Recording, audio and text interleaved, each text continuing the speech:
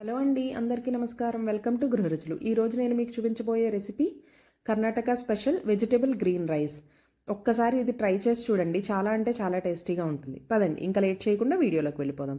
ముందుగా వీటికి కావాల్సిన ఇంగ్రీడియంట్స్ తీసుకుందాం. సోంపు, జీలకర్ర, ధనియాలు, లవంగాలు, దాల్చిన చెక్క, ఇలాచి, బఠానీ, క్యారెట్, బీన్స్. మీకు కావాలంటే ఇక్కడ బంగాళదుంపలు కూడా తీసుకోవచ్చు. ఇక్కడ కొత్తిమీర, పుదీనా, పాలకూర, పచ్చిమిర్చి.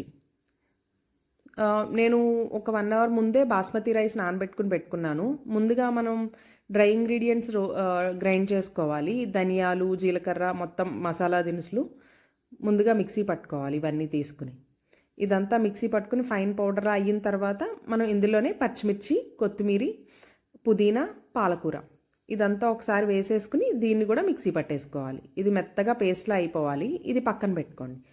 ఒక కుక్కర్ తీసుకుని ఇందులో ఆయిల్ వేసుకుని, ఆయిల్ హీట్ ఎక్కిన తర్వాత జీలకర్ర, ఆవాలు వేసుకుని అది వేగిన తర్వాత మనకి కావాల్సిన వెజిటేబుల్స్ అన్నీ ఇక్కడ తీసుకోవచ్చు. ఇవంతా బాగా వేగిన తర్వాత మనం ఆ గ్రీన్ పేస్ట్ ఏదైతే చేసుకున్నామో అది కూడా వేసేసుకోవాలి. అది పచ్చివాసన పోయిన తర్వాత రుచికి సరిపడా ఉప్పు వేసుకుని ఒకసారి బాగా కలుపుకోవాలి.